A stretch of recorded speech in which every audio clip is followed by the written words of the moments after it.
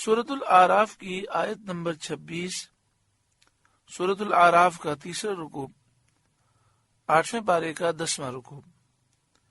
اللہ رب العالمین نے ارشاد فرمایا، یا بنی آدم، اے آدم کی اولاد، قد انزلنا علیکم لباسا، بے شک ہم نے تمہاری طرف ایک لباس وہ اتارا، یواری سوآتکم، کہ تمہاری شرم کی چیزیں چھپائے، وریشا، اور ایک وہ کہ تمہاری آرائش ہو۔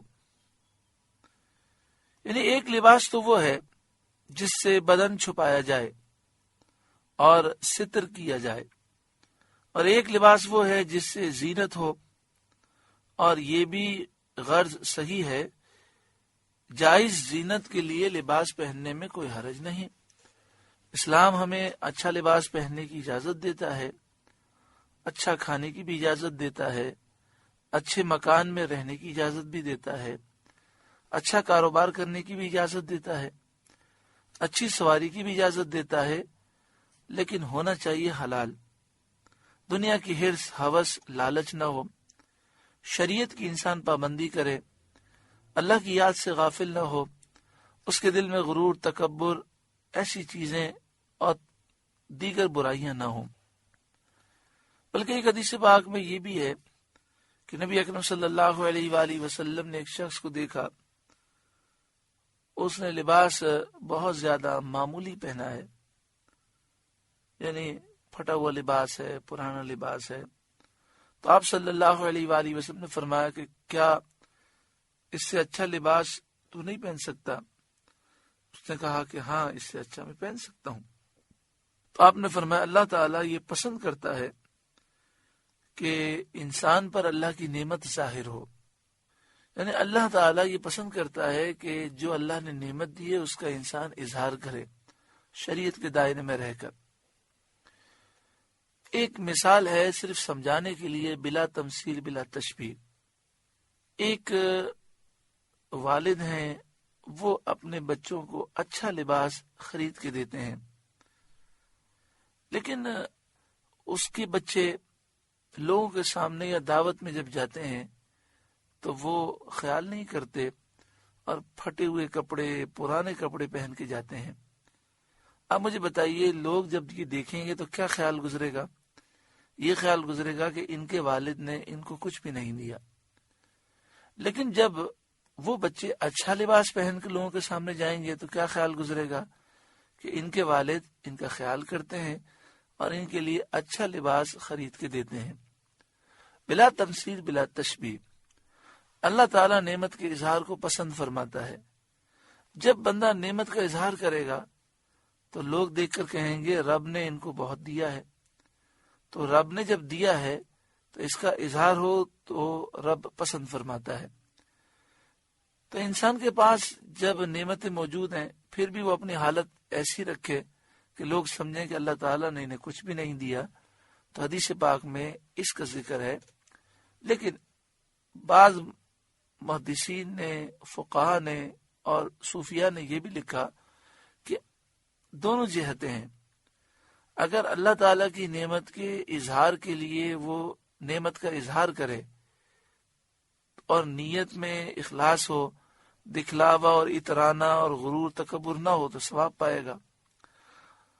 اور اگر کوئی اچھا لباس نہ پہنے سادگی کی وجہ سے اور اس نیت سے کہ کوئی غریب دیکھ کر اس کا دل چھوٹا نہ ہو جائے، تو اس طرح اچھا لباس نہ پہننے میں اگر یہ نیت ہے، سادگی ہے، عاجزی انکساری ہے یا اور دیگر پہلو ہیں، تو اس پر بھی کوئی پکڑ نہیں ہے، کوئی گناہ نہیں ہے۔ انما الاعمال بالنیات، اعمال کا دار و مدار نیتوں پر ہوتا ہے۔ ایک اللہ کے نیک بندے وہ اپنے کسی عقیدت مند کے گھر میں گئے۔ اس زمانے میں روشن دان بنتے تھے جو چھت میں ہوتے تھے۔ گرمیاں ہوتی تو روشن دان کھول دیے جاتے تو اس سے ہوا آتی اور آسانی ہو جاتی۔ جب سردیاں ہوتی تو بند کر دیے جاتے، جس طرح کھڑکیاں ہوتی ہیں۔ تو نیا نیا مکان انہوں نے بنایا تھا، تو وہ اللہ کے نیک بندے اپنے مرید کے یہاں گئے۔ انہوں نے پوچھا آپ نے یہ روشن دان کیوں بنایا؟ کہنے لگا حضرت روشن دان تو اس لیے بنایا جاتا ہے نا کہ ہوا آ جائے، تو ہوا کے لیے بنایا۔ آپ نے فرمایا یہی تو میں آپ کی اصلاح کرنا چاہتا تھا، اگر آپ کی نیت یہ ہوتی کہ میں روشن دان اس لیے بنا رہا ہوں کہ اس سے مجھے اذان کی آواز صاف آئے اور میرے گھر میں اذان کی آواز واضح آئے، تو اذان کی آواز بھی آ جاتی اور ہوا بھی آ جاتی، لیکن آپ کو نیت کا ثواب مل جاتا۔ اسی طرح ایک شخص نے مسجد کے باہر ایسا کیل لگایا کہ جب کوئی سواری آئے اور کچھ نماز پڑھنے جائے تو اپنی سواری کو اس کھوٹے سے باندھ دے۔ ایک دوسرے شخص نے اس کیل کو اکھاڑ دیا۔ جب پوچھا گیا تو فرمایا دونوں کو ثواب ہوگا۔ وہ کیسے؟ ایک نے لگایا اس کو بھی ثواب، جس نے اکھاڑ دیا اس کو بھی ثواب ہوگا۔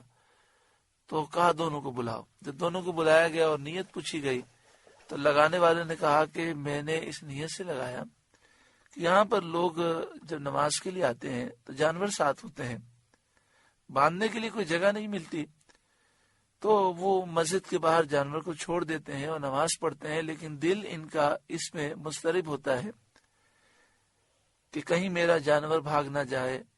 اس پریشانی کی وجہ سے دل سے وہ نماز نہیں پڑھ سکتے، ان کا دل نماز میں نہیں لگتا، تو میں نے اس لیے لگایا۔ تو آپ نے لوگوں سے کہا کہ ثواب ملے گا؟ لوگوں کا بالکل ثواب ملے گا، واقعی بڑی اچھی نیت ہے۔ اب ان سے پوچھا کہ آپ نے اس کو اکھاڑ کیوں دیا؟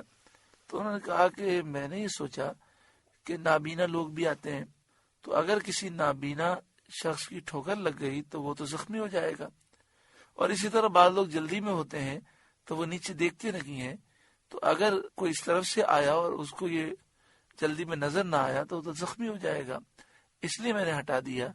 تو انہوں نے فرمایا بتاؤ ثواب ملے گا؟ لوگوں کا بالکل ثواب ملے گا۔ تو اللہ تبارک و تعالی ہماری نیتوں کی اصلاح فرمائے اور ہمیں ہر جائز کام میں اچھی نیتیں کرنے کی توفیق عطا فرمائے۔ حدیث پاک میں ہے کہ کل بروز قیامت آدمی نیکیوں کے پہاڑ دیکھے گا، وہ کہے گا مالک و مولا اتنی نیکیاں یہ تو میں نے کی نہیں ہے۔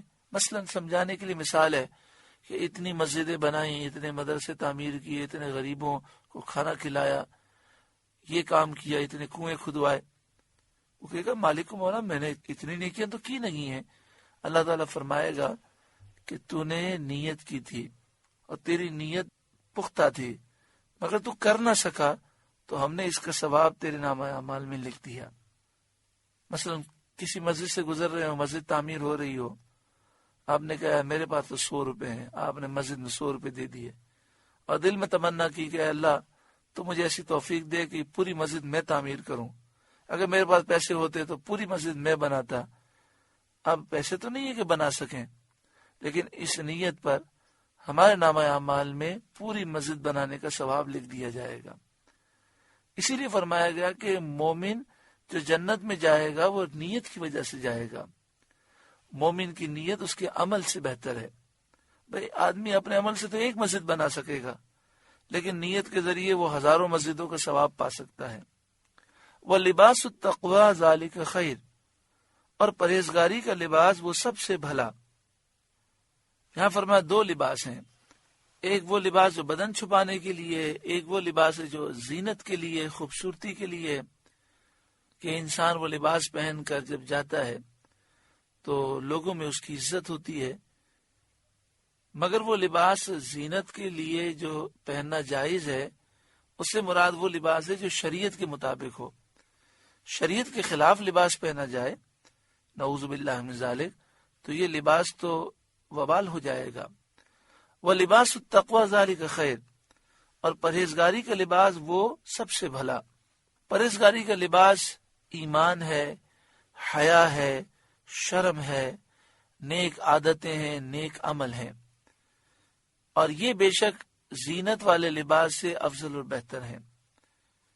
ذَلِكَ مِنْ آیات اللہ لَعَلَّهُمْ يَذَّكَّرُونَ، یہ اللہ کی نشانیوں میں سے ہے کہ کہیں وہ نصیحت مانے۔ یورپ کے اندر جو ماحول ہے اور جس قسم کا لباس عورتیں پہنتی ہیں، ایک تو بے پردہ نکلنا حرام، اور پھر جسم کی نمائش کرنا یہ الگ حرام۔ بال کھولے ہوئے، بازو ننگے، اس طرح کی کیفیتیں یورپ میں پائی جاتی ہیں۔ یورپ میں یہ لباس کیسے عام ہوا؟ کیونکہ یورپ کے اکثر لوگ یہودی نہیں ہیں، وہ عیسائی ہیں۔ امریکہ کے بھی اکثر لوگ یہودی نہیں ہیں، عیسائی ہیں۔ یہودی تو پوری دنیا میں بہت قلیل ہیں۔ یہودیوں اور عیسائیوں کی جنگ رہتی تھی۔ آج بھی یہودی اور عیسائیوں میں سخت دشمنی ہے، اور یہ ایک دوسرے کی جان کے دشمن ہیں۔ اس کی وجہ ہے کہ یہودی یہ کہتے ہیں کہ عیسیٰ علیہ السلام کو ہم نے سولی پہ لٹکایا، عیسائی یہ کہتے ہیں کہ ہاں یہودیوں نے عیسیٰ علیہ السلام کو شہید کر دیا اور سولی پہ لٹکا دیا۔ مسلمانوں کا عقیدہ یہ ہے کہ عیسیٰ علیہ السلام زندہ آسمان کی طرف اٹھا لیے گئے۔ تو دونوں یہودی عیسائی یہ مانتے ہیں، ان کا یہ عقیدہ ہے کہ عیسیٰ علیہ السلام شہید کر دیے گئے اور سولی پہ لٹکا دیے گئے۔ تو آپ مجھے بتائیں کہ جو یہودی یہ فخر سے کہتے ہیں کہ ہمارے آبا و اجداد نے عیسیٰ علیہ السلام کو سولی پہ لٹکا دیا، ان سے عیسائی پیار کیسے کر سکتے ہیں؟ لیکن مسلمانوں کے خلاف یہ دونوں اکٹھے ہو جاتے ہیں، کیونکہ دونوں مسلمانوں کے دشمن ہیں۔ تو چونکہ مسلمان ان کے مشترکہ دشمن ہیں، تو یہ اپنے دشمن کو زیر کرنے کے لیے دونوں ایک ساتھ ہوتے ہیں۔ 1901 میں یورپ میں اور امریکہ میں پردہ اتنا عام تھا کہ اس زمانے میں کوئی عورت اگر اس طرح لباس پہن کر نکلتی تو اسے گرفتار کر لیا جاتا۔ عیسائی بڑے مضبوط تھے اور یہودی بہت زیادہ کمزور تھے۔ یہودیوں نے ایک سازش تیار کی کہ عیسائیوں میں شراب عام کی جائے، بے پردگی، بے حیائی عام کی جائے اور ان کے خاندانی نظام کو تباہ کیا جائے۔ اب انہوں نے عیسائیوں میں یہ طریقہ کیسے عام کیا؟ انہوں نے سوچا کہ ایک عورت جس کی عمر 50 سال ہے، اس سے کہا جائے کہ یہ گندا لباس پہنتا، وہ تو پہننے کے تیار نہیں ہوگی۔ تو یہودیوں نے چھوٹی چھوٹی بچیوں کے لیے لباس شروع کیے۔ 3 سال کی بچی، 4 سال کی بچی، آپ اس بچی کا آپ لباس دیکھیں تو بازو کھلے ہوئے ہیں، گلا کھلا ہوا ہے، پیچھے سے کمر کھلی ہوئی ہے، یعنی آدھا لباس موجود ہے آدھا نہیں ہے۔ تو انہوں نے بچیوں کے لیے شروع کیا۔ پھر کیا ہوا کہ یہ بچیاں جو 3-4 سال کی بچیاں تھیں وہ پہننے لگیں، لوگوں کا ذہن بننے لگا، لوگ یہ سوچنے لگے تو بچیاں ہیں۔ پھر انہوں نے یہودیوں نے کیا کیا کہ یہ لباس بڑی عمر کی بچیوں کو دینا شروع کیا، مثلا 6 سال کی بچیاں، 8 سال کی بچیاں۔ پھر یہ ہوا کہ یہ 10 سال 12 سال کی بچیاں پہننے لگیں، پھر یہ 15 سال کی بچیوں تک لے کر آئے۔ اب سوچیں جو بچی بچپن سے لے کر 15 سال تک یہ لباس پہنتی رہی تو اس کی تو عادت ہو گئی، تو اب 20 سال کی بھی ہوگی تو وہ یہ لباس پہنے گی، آہستہ آہستہ اس طریقے سے۔ اور پھر جب کوئی پادری اس کے خلاف بات کرتا تو انہوں نے یہودیوں نے اپنے ایجنٹ چھوڑے ہوئے تھے جو کہتے ہیں یہ تو دقیانوسی لوگ ہیں، یہ تو ہمیں ترقی سے روکنا چاہتے ہیں، اس طرح کی باتیں کر کر کے ان کو ڈیگریڈ کیا۔ اور ایک نتیجہ یہ آ گیا کہ آج یورپ میں، امریکہ میں بالکل بے حیائی ہے۔ جب وہ بے حیا ہو گئے تو یہودیوں نے ان پر پوری طرح کنٹرول کر لیا۔ آج امریکہ، یورپ پر پوری طرح مالی طور پر قابض جو ہیں وہ یہودی ہیں۔ یہی انہوں نے مسلمانوں کے ساتھ کیا۔ اب سوچیں،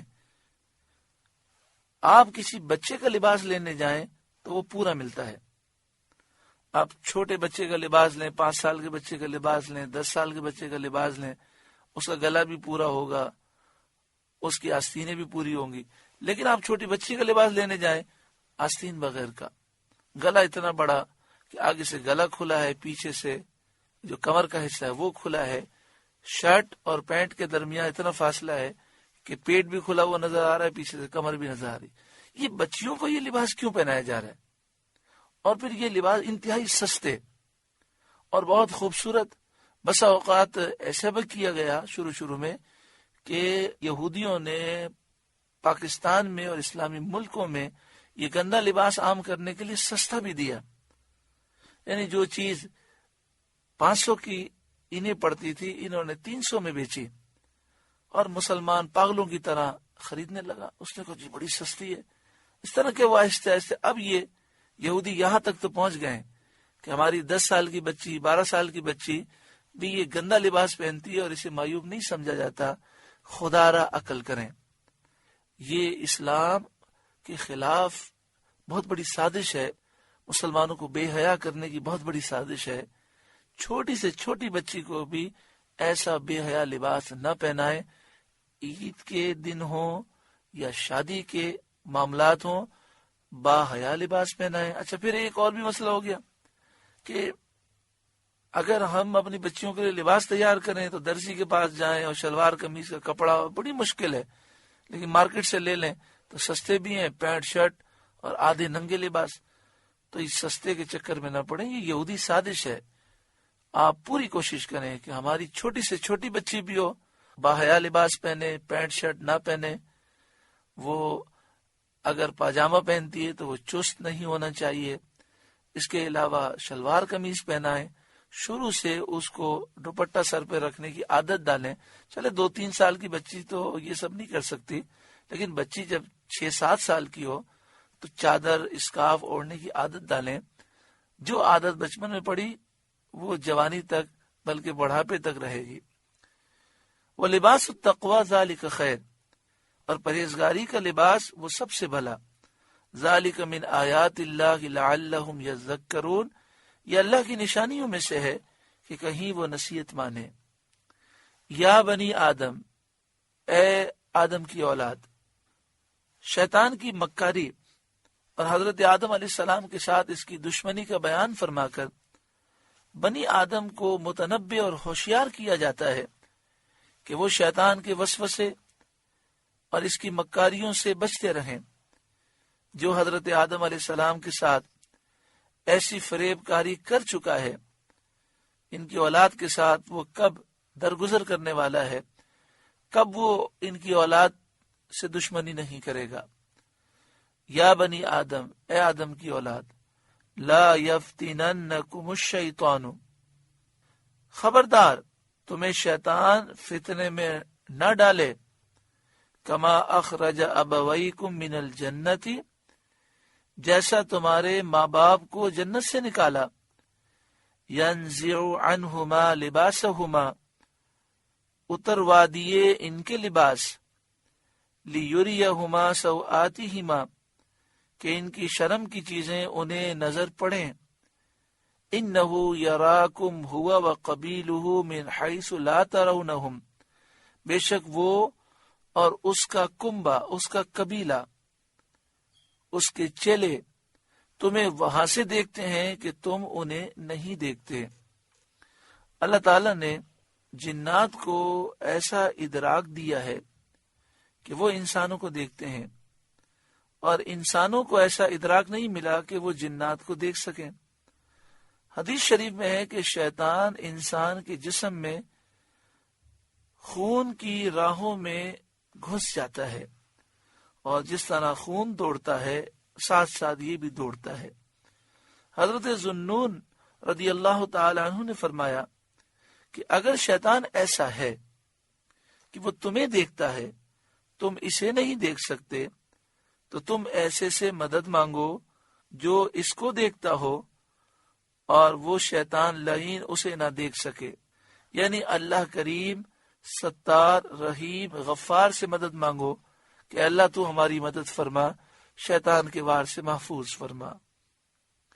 اِنَّا جَعَلْنَا الشَّيَاطِينَ أَوْلِيَاءَ لِلَّذِينَ لَا يُؤْمِنُونَ، بے شک ہم نے شیطانوں کو ان کا دوست کیا ہے جو ایمان نہیں لاتے۔ شیطان ان پر قابض ہیں، کافروں پر، اور شیطان جس طرح اچھالتے ہیں یہ اچھلتے ہیں۔ وَإِذَا فَعَلُوا فَاحِشَةً، اور جب کوئی بے حیائی کرے، قَالُوا وَجَدْنَا عَلَيْهَا آبَاءَنَا، تو کہتے ہیں ہم نے اس پر اپنے باپ دادا کو پایا، وَاللَّهُ أَمَرَنَا بِهَا، اور اللہ نے ہمیں اس کا حکم دیا۔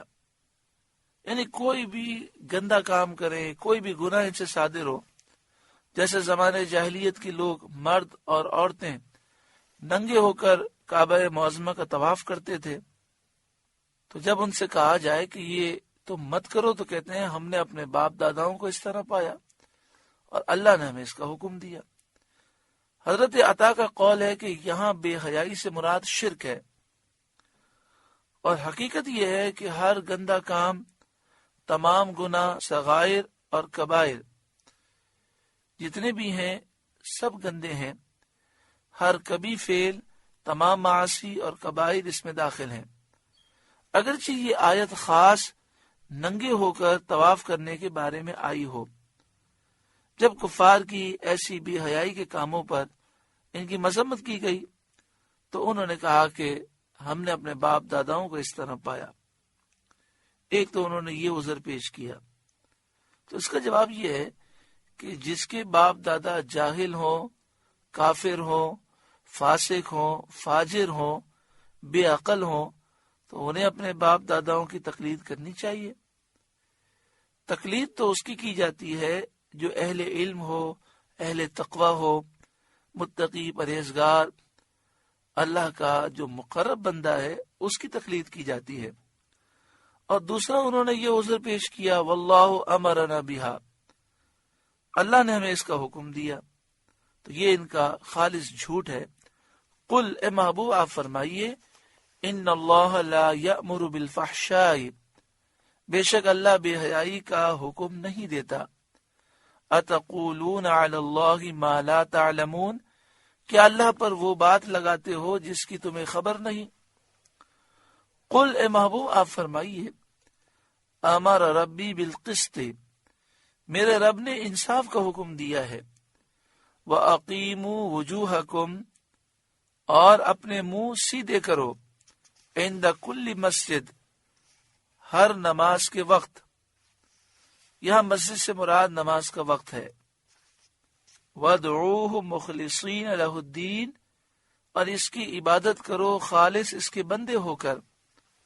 کما بدأکم تعودون، جیسے اس نے تمہارا آغاز کیا ویسے ہی پلٹو گے. یعنی جیسے اس نے تمہیں عدم سے وجود دیا، تمہارا وجود نہ تھا، اس نے تمہیں پیدا کیا، ایسے ہی تمہیں موت کے بعد دوبارہ زندہ فرمائے گا. یہ ان لوگوں پر حجت ہے جو آخرت کی زندگی کا انکار کرتے ہیں. اس سے یہ بھی مستفاد ہوتا ہے کہ جب اسی کی طرف پلٹنا ہے اور وہ اعمال کی جزا دے گا تو عبادات اور فرما برداری کو اس کے لیے خالص کرنا ضروری ہے. فریقاً ہدا، ایک گروہ کو راہ دکھائی ایمان کی اور معرفت کی، اور انہیں عبادت اور فرما برداری کی توفیق دی.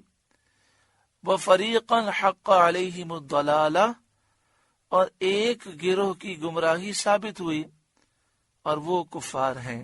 إِنَّهُمُ اتَّخَذُوا الشَّيَاطِينَ أَوْلِيَاءَ مِن دُونِ اللَّهِ، انہوں نے اللہ کو چھوڑ کر شیطانوں کو والی بنایا. ان کی فرما برداری کی، شیطانوں کے کہنے پر چلے، شیطانوں کے حکم سے کفر اور گناہ کو اختیار کیا. وَيَحْسَبُونَ أَنَّهُمْ مُهْتَدُونَ، اور سمجھتے یہ ہیں کہ وہ ہدایت یافتہ ہیں، وہ راہ پر ہیں، یعنی گمراہ بھی ہیں اور اپنے آپ کو صحیح سمجھتے ہیں. یا بنی آدم، اے آدم کی اولاد، خذوا زینتکم عند کل مسجد، اپنی زینت لو جب مسجد میں جاؤ، یعنی لباس زینت اختیار کرو. ایک قول یہ ہے کہ کنگھی کرنا، خوشبو لگانا زینت میں داخل ہے. سنت یہ ہے کہ آدمی بہتر ہیئت کے ساتھ نماز کے لیے حاضر ہو.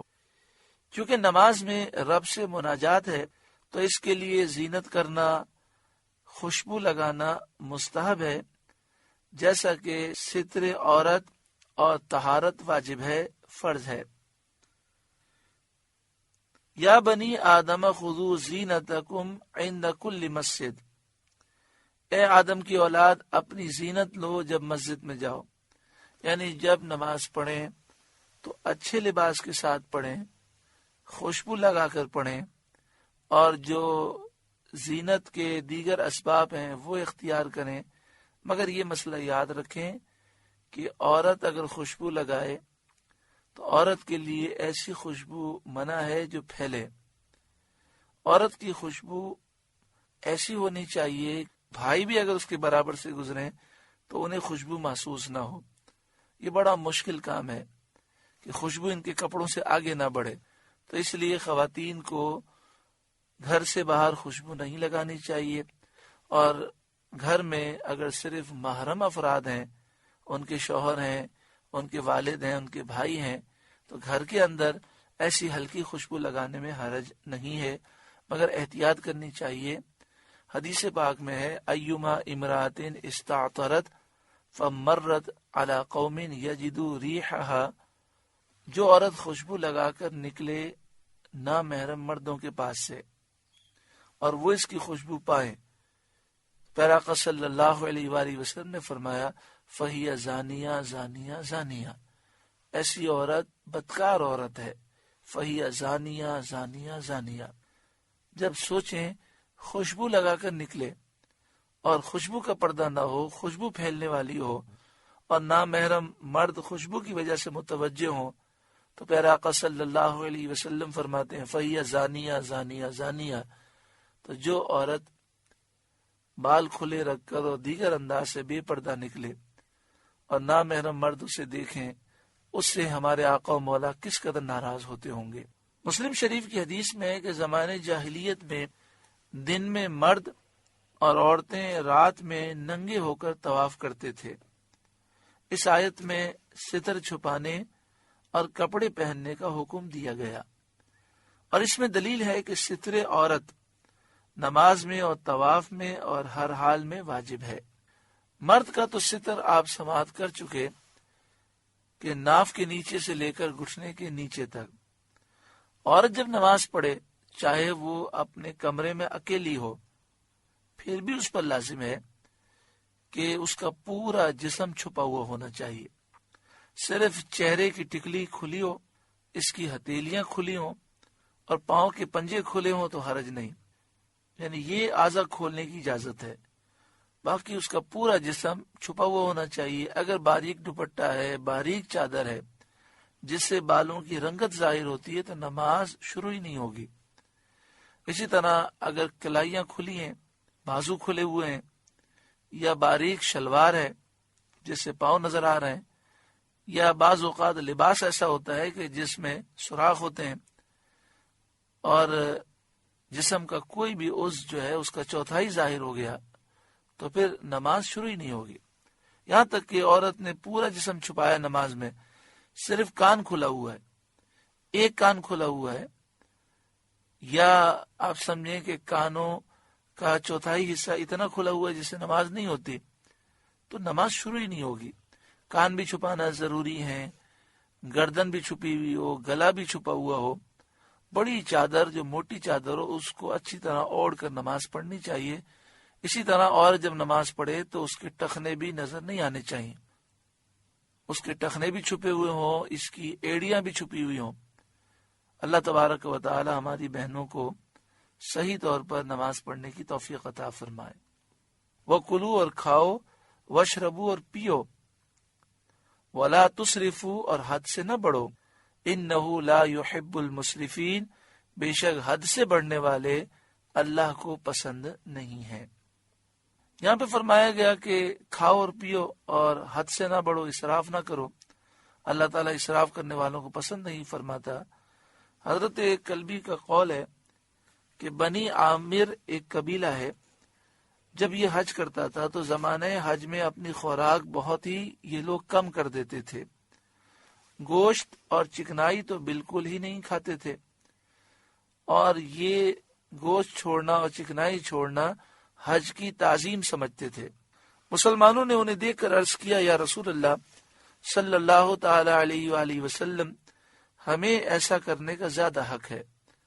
اس پر یہ نازل ہوا کہ کھاؤ اور پیو، گوشت بھی کھا سکتے ہو، چکنائی بھی کھا سکتے ہو، اسراف نہ کرو. اب سوال یہ ہے کہ اسراف کیا ہے؟ تو صدر الافاضل مولانا نعیم الدین مراد آبادی علیہ رحمہ فرماتے ہیں، سیر ہو چکنے کے بعد بھی کھاتے رہو، یہ اسراف ہے. پیٹ بھر گیا اس کے بعد کھانا، یہ اسراف ہے. یا حرام کی پرواہ نہ کرو، یہ اسراف ہے. یہ بھی اسراف ہے کہ جو چیز اللہ تعالیٰ نے حرام نہیں کی اس کو حرام کر لو. حضرت عبداللہ بن عباس رضی اللہ تعالی عنہما نے فرمایا، کھا جو چاہے اور پہن جو چاہے، اسراف و تکبر سے بچتا رہے. یعنی جو چیز حلال ہے وہ کھاؤ، جس کا پہننا جائز ہے وہ پہنو، مگر اسراف نہ کرو اور تکبر سے بچتے رہو. آیت میں دلیل ہے کہ کھانے اور پینے کی تمام چیزیں حلال ہیں، سوائے ان کے جن پر شریعت میں دلیل حرمت قائم ہو. جس چیز کو اللہ اور اس کے رسول حرام کر دے وہ حرام ہے، اس کے علاوہ سب حلال ہے. کیونکہ یہ قاعدہ مقررہ مسلمہ ہے کہ اصل تمام اشیاء میں اباحت ہے، یعنی فی نفسی تمام چیزیں جائز ہیں، مگر جس پر شارع نے ممانعت فرمائی ہو، اللہ اور اس کے رسول نے جسے حرام کر دیا وہ حرام ہے، اور جسے حرام نہ کیا تو وہ تو حلال ہے. اور اس کی حرمت دلیل مستقل سے ثابت ہو تو وہ حرام ہے. اس میں نصیحت یہ ہے کہ جو حلال چیزیں ہیں انہیں حلال سمجھا جائے، اور قرآن و حدیث میں جن چیزوں کو حرام کہا گیا انہیں حرام سمجھا جائے، اور جن چیزوں کو حرام نہیں کہا گیا وہ جائز ہیں، وہ حلال ہیں، ان کو حرام سمجھنا، حرام کہنا اللہ پر جھوٹ باندھنا ہے. دوسری بات یہ کہ ہم اپنے آپ کو تکبر سے بچائیں اور اسراف سے بچیں، کہ ناجائز کاموں میں پیسہ خرچ کرنا یہ اسراف ہے. کھانے پینے میں بھی اسراف اس طرح بھی ہوتا ہے کہ کھانا بہت ضائع ہوتا ہے، شادیوں میں، دعوتوں میں. اس کے علاوہ اب تو گھروں میں بھی، اور الامان والحفیظ مکہ مکرمہ مدینہ منورہ میں آپ جب یہ منظر دیکھتے ہیں تو آپ کا دل جل جاتا ہے کہ وہاں لوگ اپنے گھروں میں بھی کھانا اتنا ضائع کرتے ہیں، اٹھا کر وہ ڈسٹ بین میں ڈال دیتے ہیں، اور اتنا ضائع کرتے ہیں، اور ضائع کرنے پہ کوئی ملال بھی نہیں ہوتا. اللہ تبارک و تعالی انہیں بھی ہدایت نصیب فرمائے، ہمیں بھی ہدایت نصیب فرمائے، اور ہر مسلمان کو رزق کی قدر کرنے کی توفیق عطا فرمائے. سورہ اعراف کا 3 رکوع مکمل ہوا. اللہ تعالی اس کے نور سے ہمارے قلوب کو روشن منور فرمائے.